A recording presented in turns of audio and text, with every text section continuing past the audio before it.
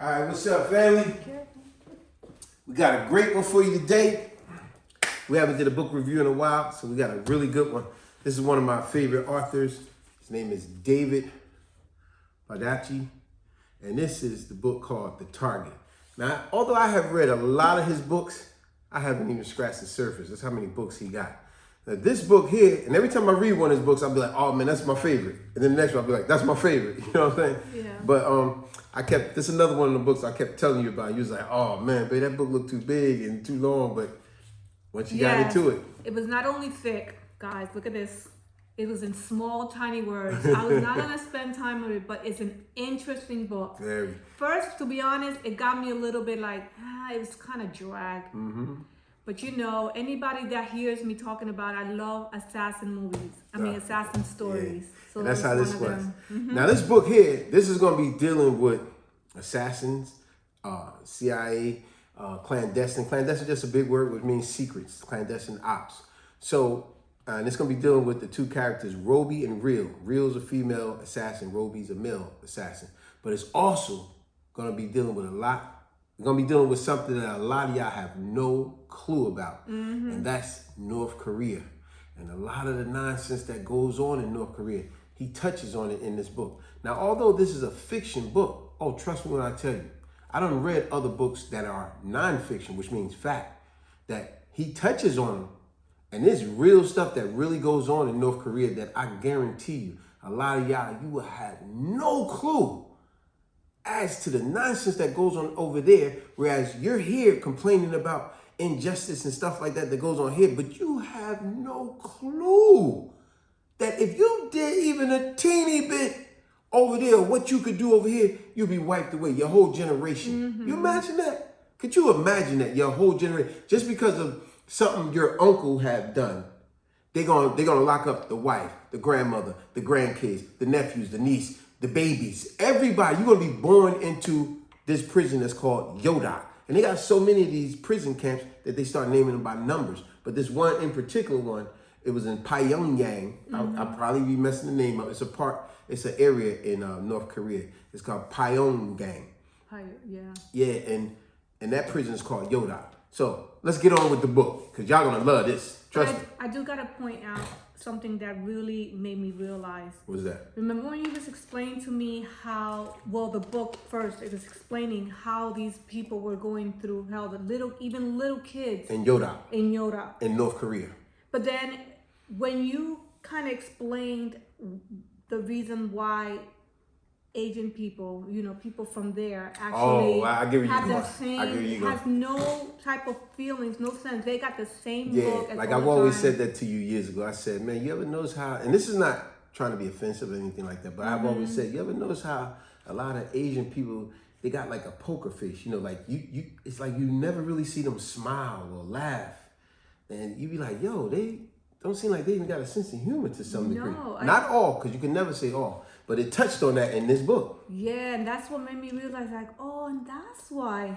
Because there's times when I've been going food shopping or whatever to the stores, and they just stare at me with a blank face, and I smile, but they don't. They got no emotion. They don't have that what the heck? back. But North Korea, he touched on. But it explains why. So let's get on with the book. Mm-hmm. So the way it starts out, because they're dealing with one thing in North Korea, but then they're dealing with something in the States too. So the way it starts out, it starts in the States. Whereas this guy named Earl Fontaine, he has terminal cancer. He's about to die real soon, but he's on death row in prison, and he's still causing chaos in the prison, getting people killed in the prison, all that. And he's bragging about all the people he killed and all this crap. But before he dies, he begs and begs and begs the people there to say, could you get in contact with my daughter? I need to see her because I did her wrong as she was growing up, and I want to mend those wounds and tell her I'm sorry. And they got in contact with Agent Real. To make a long story short, Agent Real, her father was a neo-Nazi and grew up in a Nazi camp. And she had been raped by one of his partners and all that, bared a child through force. But she turned states on them and got them all locked up. Yeah. But they had hands in corruption with cops, judges, and all that. So the head dude beat the charges. But when he begged and begged to see his daughter, they finally got in contact with her. Her name used to be Sally whatever. But she was in witness protection because she ratted them all out and got them all locked up. But now she's a grown woman now, because that happened when she was a teenager. She's a grown woman now. She's out of witness protection. She joined the CIA and all. She's a trained, highly trained assassin. Yes, she prepped us. I love Rhea. Really good. And so when they got in contact with her, she didn't want nothing to do with her father because she was always like, man, he's a no good, evil man. I want nothing to do with him. But the letters kept coming. He begged and begged. So eventually, she spoke to her partner, Roby, which Roby's the man, yo. Roby's an assassin, deadly dude. And she said, I'm going to go see this guy. And that's the part where I was telling my wife, I said, he's up to something. This dude Fontaine, he's up to something. Yes, but he had me fooled. Yeah. I do that because every father, what father doesn't want, can't have that capacity to kill his daughter. See, and they got her. I said, I'm telling you, this dude is up to something. But see, I was giving him the benefit of the doubt because that's a father, that's his daughter. Why would you want to kill? But he's a neo-Nazi. It don't matter. But but I did told you, Bobby, people change. Some. Yes. But even when so now, remember, she was in the witness protection. She grew up, became a CIA op, this and that, a highly trained, deadly assassin. So now her name ain't even Sally no more. It's Jessica Real. So when she goes to see him, she finally admits to go to see him. But when she goes to see him, oh and behold, this where she found out it was all a setup.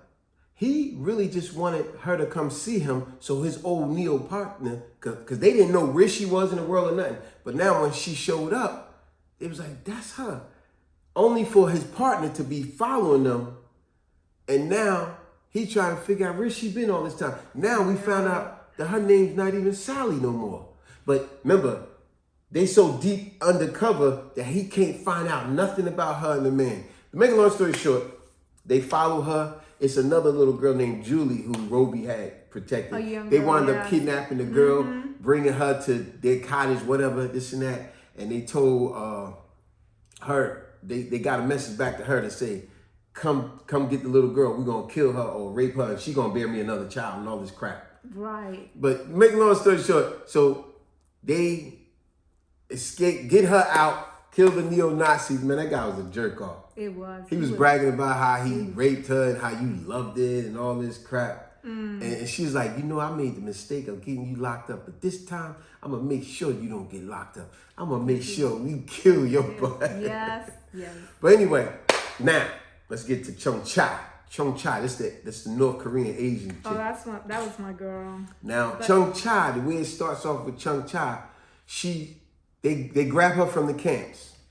She's a grown woman now. She's been living in Yodak damn near all her life. It's a prison camp. It's a concentration camp like that Hitler crap, but in North Korea called Yodak. They grab her right away. And she got dirt and filth all over her, mud, feces and all this. And they grab her and they call her by what they always call her. Chung-chung. You little bitch. Oh, yeah. Pardon the language. We just trying to give you the... Besides her name, they would call her that. They would call her a little bitch. You tough little bitch. They grab her in the room with 4 other guards and one of the rulers there. And he's telling her how you a tough little bitch. And then he's saying how, hey, you will serve my men and you will do this. And my men will, he said, look, we're going to clean you up. And after we clean you up, you're going to come to my quarters and you're going to have sex with me as much as I want, when I say I want. And when I'm done with you, you're going to have sex with all my men the way you have been doing since forever. So much so that she don't even have the heart or nothing no more. She just feel like I'm just useless. Yes. And he was like, you understand what I'm telling you? And she was like, yes, sir. And then he was like, don't call me sir. For now you say yes. Sinsiang, yes, which means master in North Korea. So she was like, yes. So he's like, so clean this little bitch up. Because she's about to be my little sex slave, and you guys can have it when I'm done. She's like, yes. But yes. of course, she was actually not feeling anything. It's the way she was raised. Yeah. Because on top of that, the way she was forced to kill her family. Ooh, we're gonna get to that. She's right. Her family. So we're gonna get to that. Yeah, I love so that. She was stone cold. Stone cold. So anyway, just as they cleaned up and all that, then the guys yelling to her, again saying, what do you call me? What do you call me? Sejong, meaning master in North Korea. So then all the men are just laughing like at her and all this. And now he tell her, take off your clothes and all that. And now he said, I want all your clothes off, bare naked. She takes off everything. And before you know it, she went into action. She whips over, bah, hit this guard, wham, hit this guard, take this guard knife and slit this one throat. And before the other one pull his gun, she sweeps around, do a backflip. Now remember, she is an assassin. She's a trained assassin. The thing is, the way she did it in seconds. Like it was nothing to her. Like it was child's play. Agree. That's my girl. Yeah, it's like, girl. And then she left the big mouth for last. And I don't know if she shot him or killed him. I forgot. Do you remember? Yeah, she actually killed him. She killed him, but I forgot. I don't know if she shot him or stabbed him. But I know she got him first. She said, now. No, she stabbed him because remember, she had the knife. Okay. But what's really funny about what she did, she was obviously left alone with them, her, and then with them. And then on top of that, she started pretending like, please don't hurt me. And so the guards from outside. Oh, the other guys think that they having sex. Yeah, and they were like, laughing like, but you don't realize those guys didn't realize killing them the whole she was time. killing them. Like it was child's play. But then she left him for last, and then she said, now, you're going to call me Sejong. She going to call, and he's like, yes. Yeah. And she made him call her Sejong, whatever. And then she sliced him up and killed him. And then she walked right out, right past the other guards. Turns out this was an inside job. And when all the other guards came, they told her the supreme leader has put this into play because that guy was crooked. Mm-hmm. But they all crooked. Exactly. They got all these families at Yoda. Because if you ever said anything against the government over there in North Korea, they wipe out. And they see any, like here in the States, you do a crime and you go to jail for your crime, rather it's corrupt or not. Over there in North Korea, you have no clue. Over there, you see how over here, you could go right on the internet, talk junk about whoever, whenever. Even the cops, the local authorities, the president, whatever. But in North Korea, you better not say nothing about the government or anybody. Excuse me, I keep burping. You better not say a word, because if you do, just for you thinking something, saying it out loud, they turn on you. And that was something she was taught in the camps. In the camps, from a child, all the prisoners are taught to rat on each other, to tell on each other. And if you ain't got nothing juicy to tell the other guards, you better make something up, because they want dirt every day. This what empowers them and keep all the prisoners from uniting, because y'all always ratting on each other. Matter of fact, it even gave a story where she said one day one of the girls stole something from another girl, whatever, and she told the truth. And when she told the truth to the guards that girl was innocent, the guards turned on her, Chung Chai, and beat her. And then after they beat her, they made the girl who she told the truth on, who helped her, they made her beat her. But Chung Chai said, that's okay, because the next day she made sure she pushed her off the mountain and killed her. But anyway, back to after she killed these guards. When she walked out of the room, that was cool. But it made you think, yo, what the heck? In front of all the other staff members and guards, they told her the supreme leader, which is a despot. And as always, y'all know I love to give y'all a word of the day, and that's going to be the word of the day, despot. Yeah. Now you go, how do you spell despot? Just like you spell depot, like Home Depot, D-E-P-O-T. But instead of D, right after the E, put an S. So D-E-S-P-O-T, despot, which means a supreme ruler who has absolute power, like Kim Jong-un, someone like that. In North Korea, who he has absolute power, just like his father and so on and so on. Yeah. Absolute power. Unlike here in the States where the president is in power, but he still has a cabinet, and he has a whole bunch of people that they could veto stuff he say and vice versa. No, a despot has absolute power. And that's what a ruler or dictator like him, Hitler, Stalin, that's what they would be called, despots. But anyway, wasn't it crazy how after she killed all them people, she was butt naked when she did it, and did it like it was child's play. Then she walked right out to where the limo was and all that, where the other guards they was waiting for her, because the supreme leader had sent her to do that, the despot. She was butt naked, and with no shame, they gave her clothes to get dressed. And it ain't like she was like, oh my gosh, she just took the clothes and never once covered up, because she felt like it was nothing to be ashamed of because I am nobody. That's what she was taught always. Exactly. I am nobody. I have nothing to be ashamed. I've been raped many times. I've been beaten many times. I've been here since I was a kid. Even once I escaped, they captured me back and brought me back here. But when she had escaped years ago, that's when she got her training. Right. And it was she purposely let them catch her and bring her back because it was all a plan to kill them guys in the end. Right. But yeah, she was getting dressed. Even the other guards was just standing there, and it was like, wow, she's not even embarrassed that she's butt naked and she's not covering up or nothing. She just calmly put on her clothes like it meant nothing. It's just the mind. Mentally, she is not there. She's so disciplined in such a ruthless way that she has no shame in anything. And that's that look. No emotion. That's that look I've told you about. This is not to try to insult, but I've told you about that plenty of times. I said, you ever notice how an Asian has no emotions? See, it makes you think what really goes on in their country.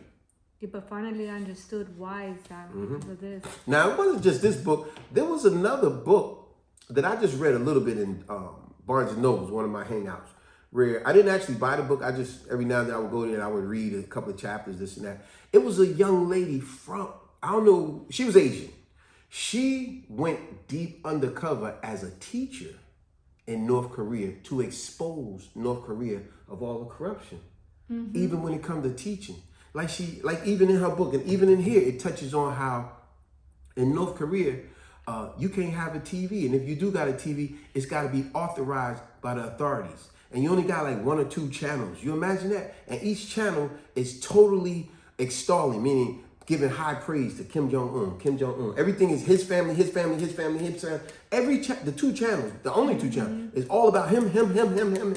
And then if it's anything else, it's all about the bashing South Korea and UK and America, saying that they're evil. Yeah. And then anything positive is about that family, Kim Jong. Like, wow, that's amazing. But anyway, this teacher, because this is this other book, she went undercover as a teacher in North Korea to expose how the teachings are, how everything is being taught in there is close to little to nothing. But she would try to teach them a little stuff that there's much more than just North Korea.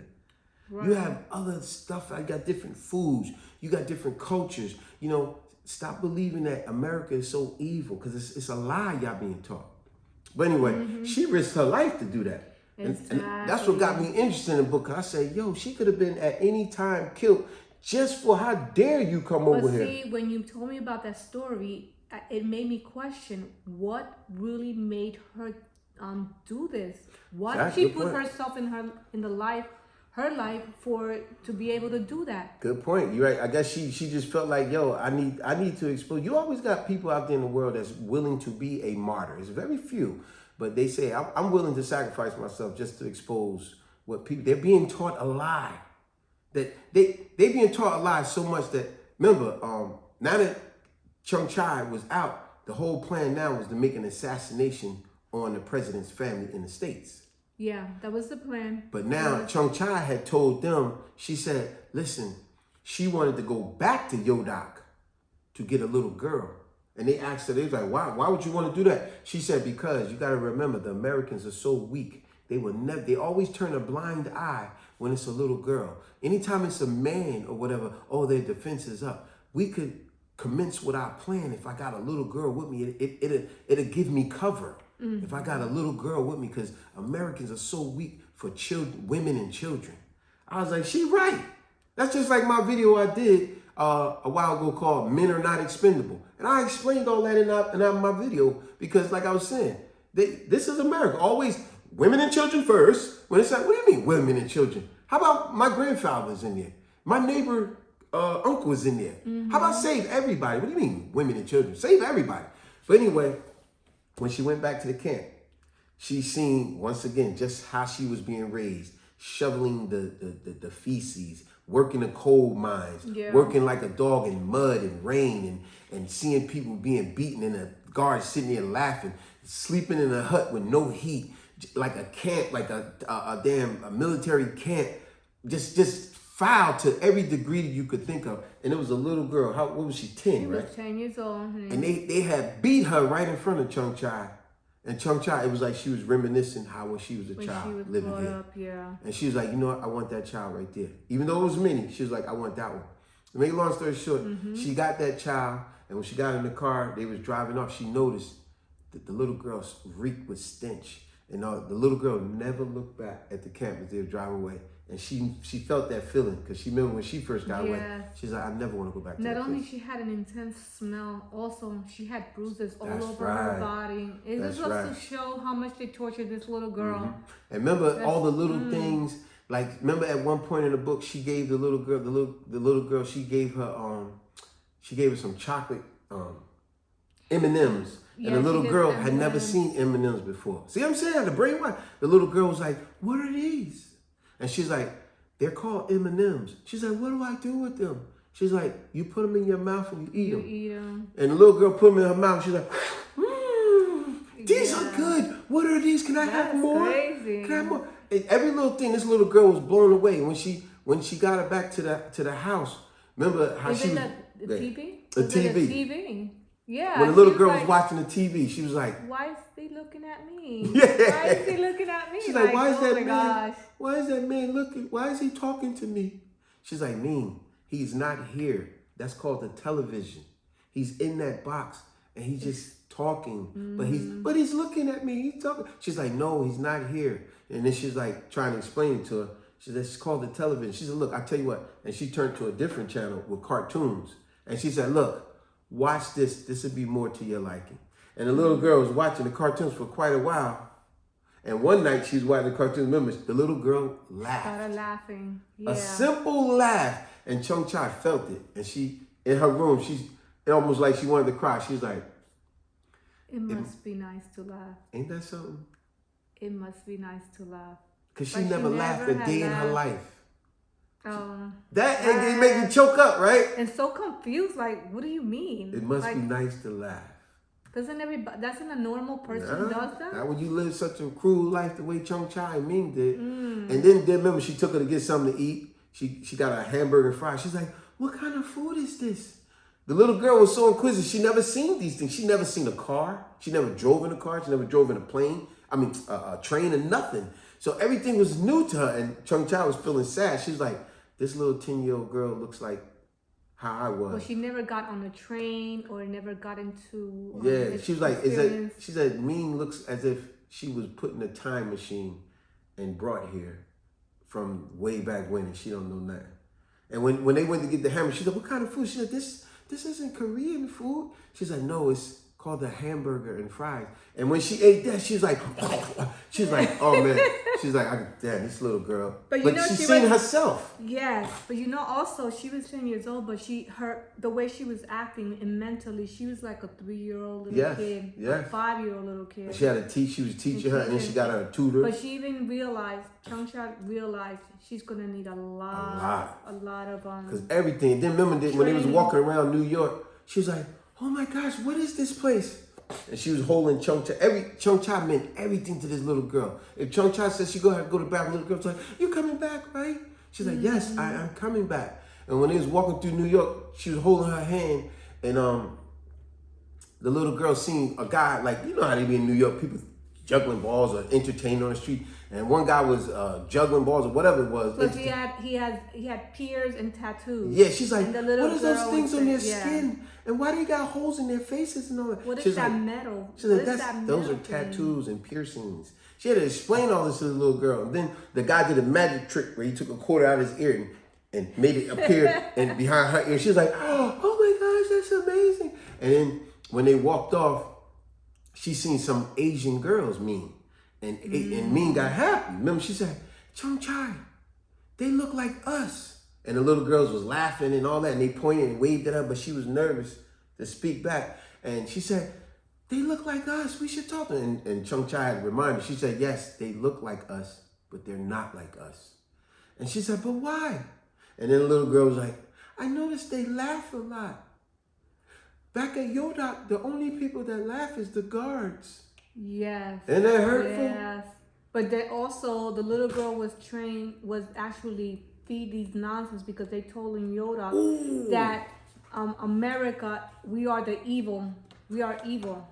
Almost forgot that part. You're right. We're evil. As they was holding hands, and she was so amazed by this, the guy that did the quarter trick, the Asian girl, the people with the tattoos, the food. She was like, wow. Remember, she seen the girl with braids in her hair and all that, and curls. She said, why is her hair like that? Why is her hair? It's all crooked. And Chung Chai said, those are called curls. She said, but why people do their hair like that? She was acting like she was scared, but she really was amazed. And Chung Chai explained to her, like, people do their hair in all kind of different ways. You don't always have to have them the way you was taught. People like it that way. She's like, and she was questioning herself because she liked it, but she didn't want to admit it. She's like, I don't like it. Yeah, but she was amazed. Reaction was like, on the contrary, that she liked it. And then remember, she was asking so many questions that then she said, Chung Chai, what is this place where we at? That all this stuff. And Chung Chai said, this is called America.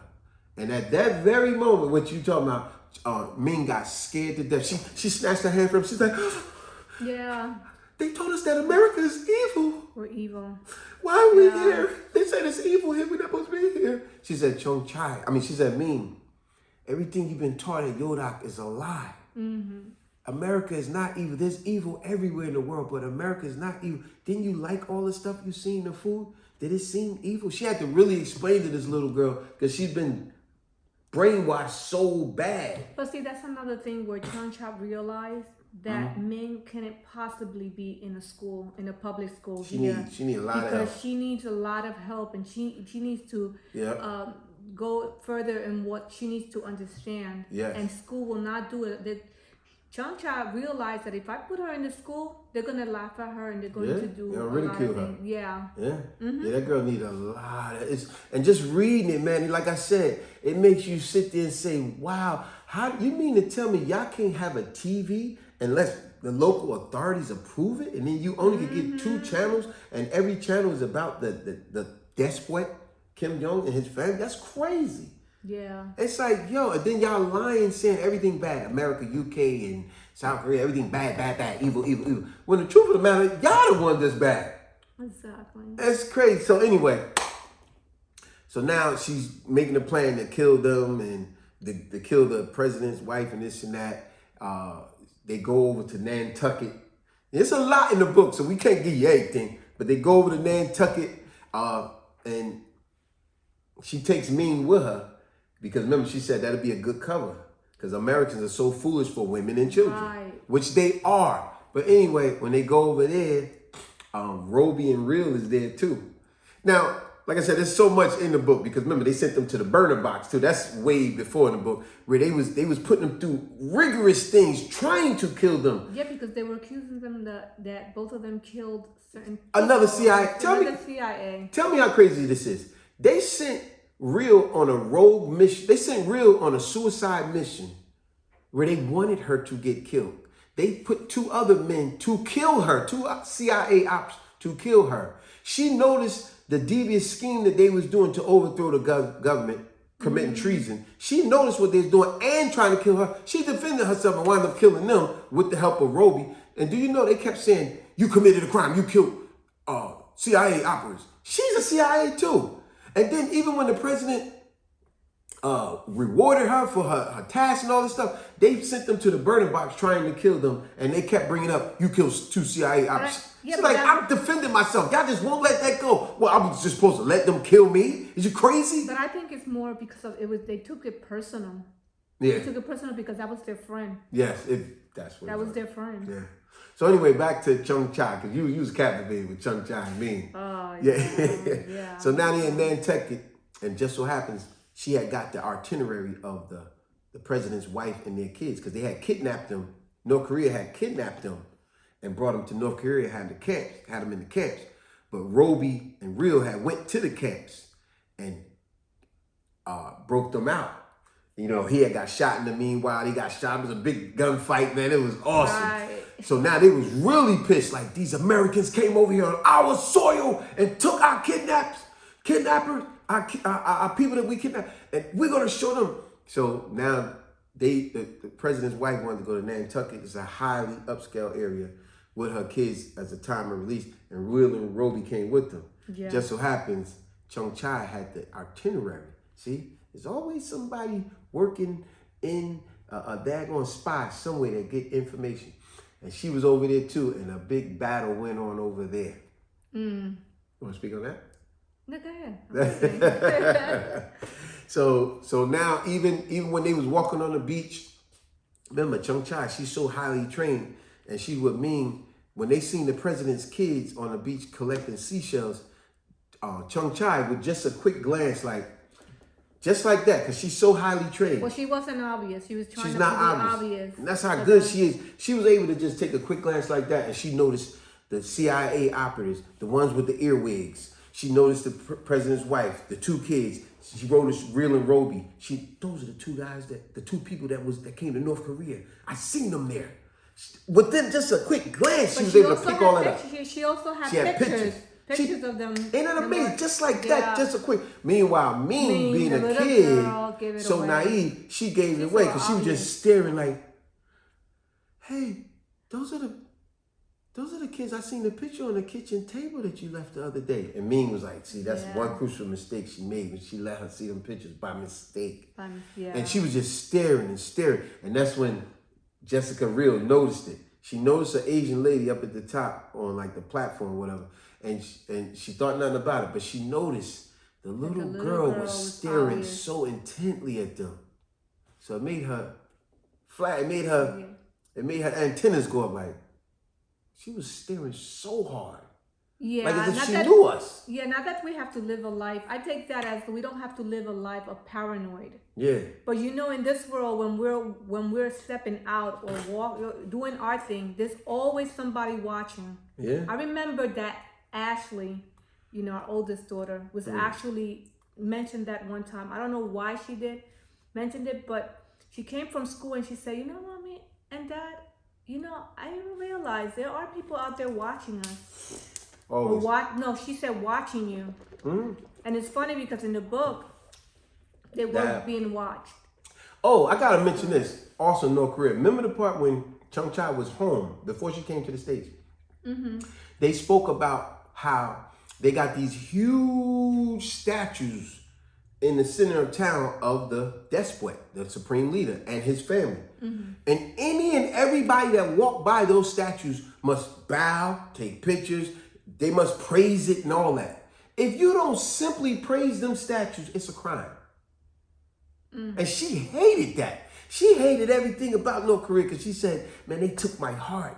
They took my family. Because as you said, when she was able to get out before she broke out the last time, the only way they told her you could get free is if you kill your parents.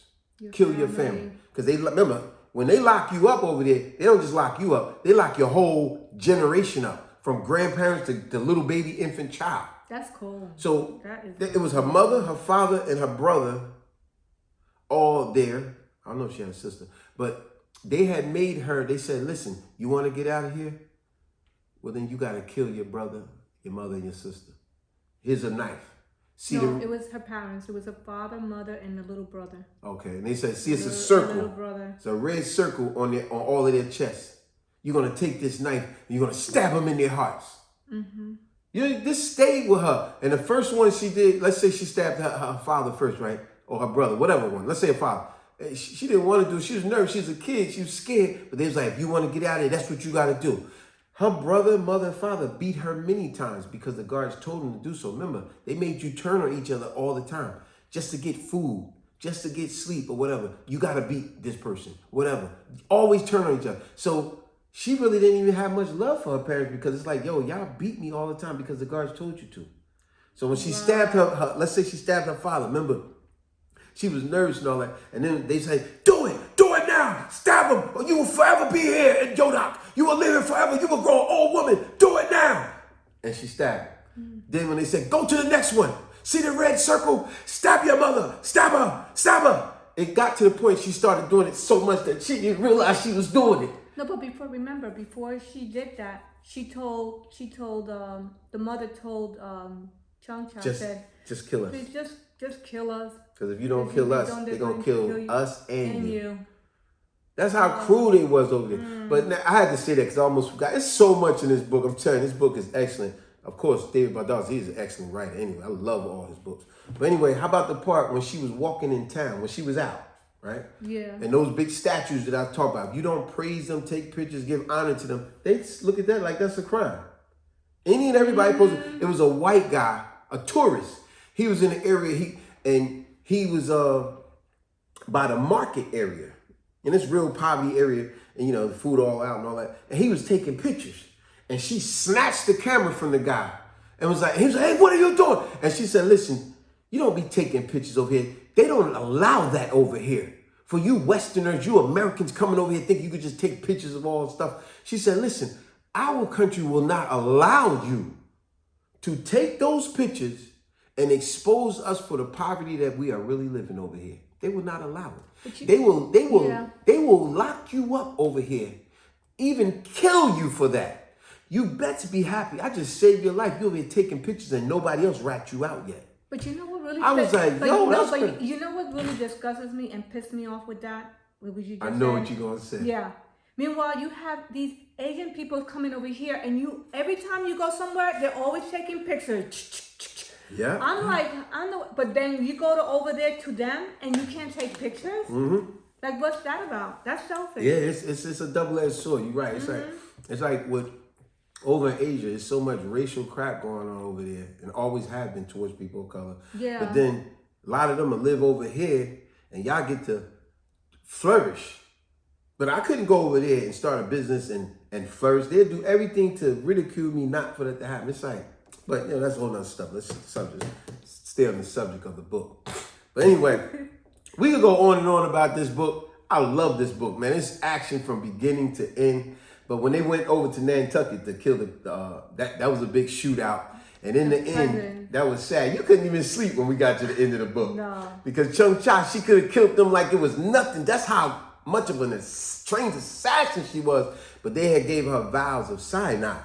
And it was like, this is a suicide mission. Even if you accomplish everything, you are to kill yourself. And with no question, she's ready to do it. But remember, before she went to to go and kill the president, they told her the people that was with Chung Cha said, make sure you give that to that little girl. Oh yeah, they told her to kill the little girl. Kill the little girl. And she's like, nah, I'm not gonna do that. Y'all said they said to abort the mission because it's Halloween night, this and that. And she said, I veto everything y'all said. We're doing it tonight. And then it's like, okay, well, if she say so, because the supreme leader, the despot, gave her a supreme authority. Mm-hmm. So they said, all right, we gotta do it. She said it. And then they said, how about Ming? Where's Ming? She said, oh, she's back at the house. I gave her milk. She's sleeping the way she's supposed to. Meaning I put cyanide in it, but she didn't. She told Ming, she taught Ming little English words. She said, listen, Ming, they studied it over and over every night. She said, told her stuff like this. You need to learn this right here. My name is Ming. I am 12. I am 10. I am 10. Can you help me? That's all she learned how to say. Yeah. I am Ming. I am 10. Can you help me? And before that whole assassination on the president family and stuff went on, she said, you see that police station over there? That building? You're going to, in 1 hour, you need to run over to there, go into that place, and what are you going to tell them? She said, I am Ming. I am 10. Please help me. Yes. Can you help me? Okay, man, it's emotional, man. This is, I'm telling you, David Baldacci, he's the bomb, man. But yo, like I said, we'd be here all day because there's a lot of stuff we leaving out, a lot of stuff we could say. But hey, get the book. Support this man. Support his work. I'm telling you, all his stuff is good. But I had to just touch on that North Korea stuff because although a lot of stuff happened to Jessica Rhea Roby, which I love, Will Roby, and another character I love is John Puller. Oh, that's another one of his characters. I love John Puller. I used to compare them with Jerome Dickey, Gideon, because he's an assassin. Eric Jerome Dickey got a book where he got these 4 books it's called the Gideon series. And I used to compare John Puller to Gideon. Oh man, but great book. We just really wanted to touch more on the Chung Cha and the North Korea stuff. Although there was so much more to talk about in this book, it's incredible. The North Korea thing blew my mind. Like I said, when I watched that lady documentary, the actual real teacher who went undercover to expose North Korea for all the nonsense that will blow people's mind of how people live. You got to totally praise them, the Kim Jong family, all the time. And you only get 1 or 2 TV channels. You can't have the internet. Everything about America, UK, South Korea, and every other country is evil, evil, evil, evil, evil. These people are totally brainwashed. If you go through any type of training with some of the authority figures, and let's say a supreme leader, a despot shows up, if he's doing any type of karate training, you got to go out your way to make him look incredible. So in other words, if he like, what? You got to be like, if you don't, you're going to be killed. It's like, yo, is you kidding me? Yeah. They do total brainwashing. But yo, on that note, like we said, it's called The Target by David Baldacci. I always say all his books is my favorite because they all are that doggone. But wait a minute, good. don't listen. Just finish by saying it's very sad what happened to Chong-Cha in the end. She could have easily destroyed everybody. Yes. But she chose not to. Exactly. She could have easily. And why? Because she said, what she taught mean to say, I am mean. I am 10. Can you help me? She started saying to herself, I am Yi Chong-Chai. I am young, but I am old. Can you help me? In other words, she felt like, man, I never laughed a day in my life. I never had family that loved me. I never knew what love was. All I have been is a tool to be ridiculed, treated as a slave, raped all the time, then trained to be an assassin, a killer. All I am is a killer. It's nothing happy about my life. She just wanted to give up on life.